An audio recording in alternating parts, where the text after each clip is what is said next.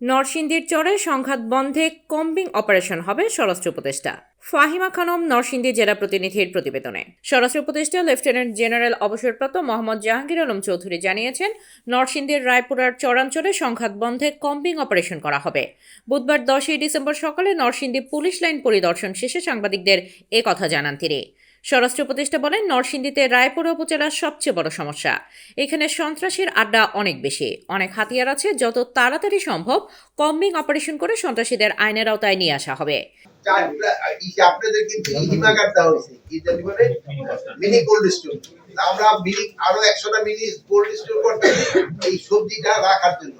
আপনারা জানেন যে শীতকালীন সবজিটা শেষ হয়ে যাওয়ার পরে গ্রীষ্মকালীন সবজি আসার জন্য প্রায় 1 মাসের মতো একটা সময় জায়গা। এই সময় কিন্তু সবজির দাম বেড়ে যায়। এই জন্য কৃষক যেন তার এই সবজিটা প্রিজার্ভ করতে হয়।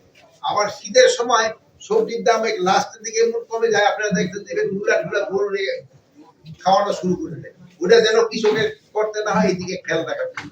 একটা জানেন দেবেন কৃষকরা কিন্তু অনেক লুজার হয়েছে আলু বনে কিন্তু তারা অনেক লসের ভিতরে পড়ছে। আলুর দাম একটু বাড়ছিল, আবার ফল হয়ে গেছে। এই কৃষক যেন লসের ভিতরে না পড়ে এই দিকে খেয়াল রাখতে হবে। হঠাৎ একদিনের মাথায় কিন্তু পেঁয়াজের দাম 40 টাকা বাড়ে। এটা কিন্তু একটা ম্যাজিকের মতো। একদিনের ভিতরে 40 টাকা কি দাম? সাপ্লাই নরসিংদীকে একদিনের ভিতরে এত সাপ্লাই কমে গেল, এটা পুরো বাংলাদেশে। এখন যে সময় আবার আমরা ইম্পোর্ট করা শুরু করছি, এখন কিন্তু দাম কমা শুরু হয়েছে। বাট এই দামটা যেন কোনো অবস্থায় 70-এর নিচে না নামে, এই দিকে আবার আমাদের খেয়াল রাখতে হবে।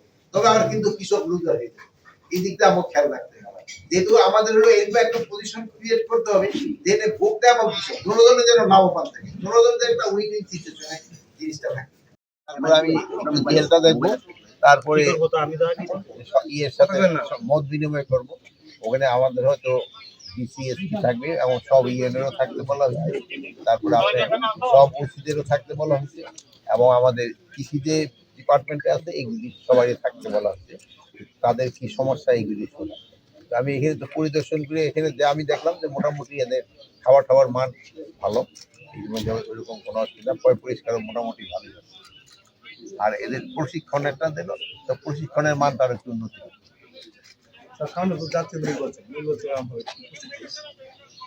জাতীয় নির্বাচনে আপনারা যেরকম প্রস্তুতি নিচ্ছেন, বারবার জিজ্ঞেস করেন, এক প্রস্তুতি ডেইলি দিতেছি। এই যে প্রস্তুতি দিতে দেখতে আসছে, এবার ট্রেনিং এর মান কিরকম।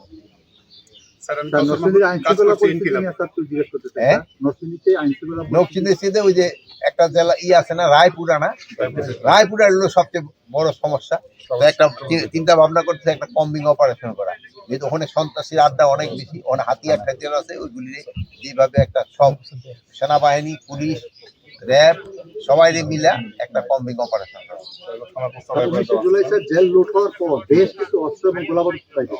অনেক বাইর হয়েছে এবং অনেকগুলি উদ্ধার হয়ে গেছে।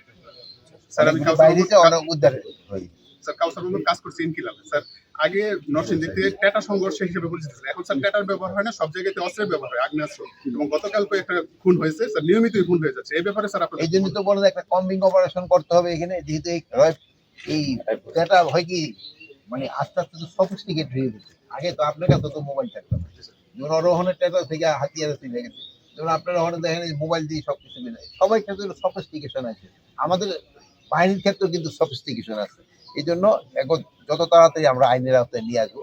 এই নরসিংদীর স্পেশালি রায়পুরা এলাকাটা খুবই সমস্যা সংকুল, এবং এটারে একটা কম্বিং অপারেশন করে এই জায়গাটারে কন্ট্রোলের ভিতরে নিয়ে আসে। এ সময় স্বরাষ্ট্র উপদেষ্টা পুলিশ লাইনে বৃক্ষরোপণ করেন। তিনি পুলিশ লাইন হাসপাতাল, রেশন স্টোর, পুলিশের রান্নাঘর, খাবার মান, খেলার মাঠ, পুকুর ও পুলিশের প্রশিক্ষণ সহ পুলিশ লাইনের বিভিন্ন স্থান পরিদর্শন করে সন্তুষ্টি প্রকাশ করেন।